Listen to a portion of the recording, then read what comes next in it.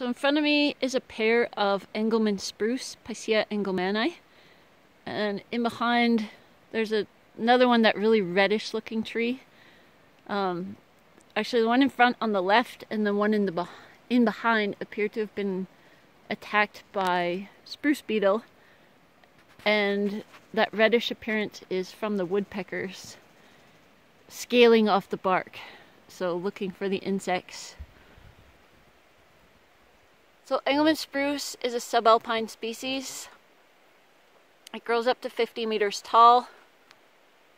The branches kind of sweep out in a bit of a drooping pattern.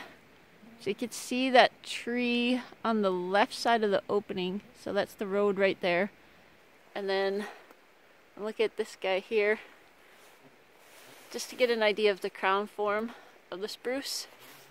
That's the subalpine fir on the right with the more straight, shorter branches. So a little bit more droopy, swooping branches on Engelmann spruce.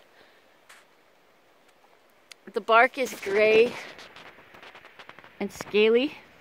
You can see on the tree on the right, and then on the left, that tree has been pecked away at by the woodpeckers looking for insects.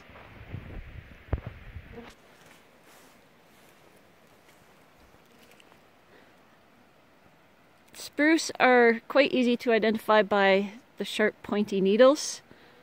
So Douglas fir have a pointy needle, but it's not near as sharp as the spruce. It's always good when identifying trees to grab a hold of them. If it gives you a little prick in the finger, odds are it's a spruce. Our Engelmann spruce, we know the needles are sharp but not particularly stiff. There's a Sitka spruce has really stiff, rigid needles, but that's a coastal species. Small, rounded buds there.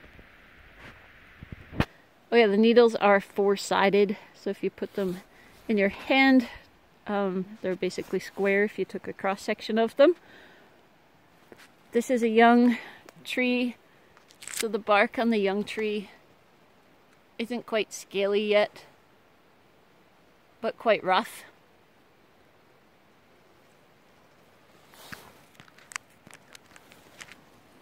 And the cones, so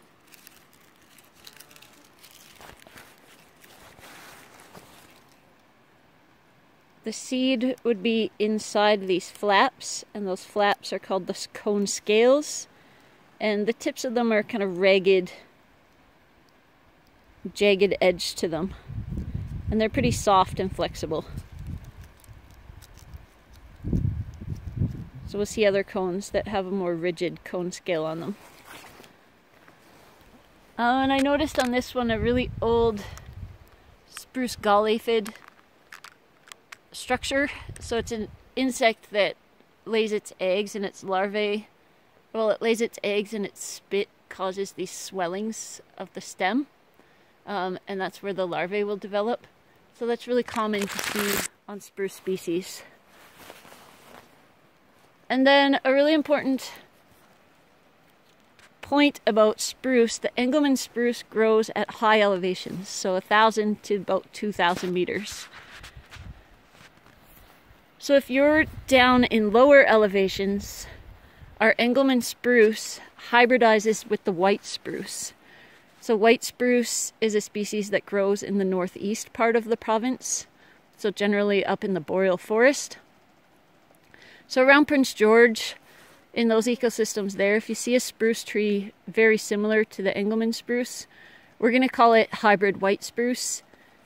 And then the only time that we can be confident in calling it a pure Engelmann spruce is if you're in a higher elevation, so 900 plus at least meters in elevation, and generally in the southeast part of the region. So the region covered by the plant book being kind of Prince George and north of the province, excluding the coast.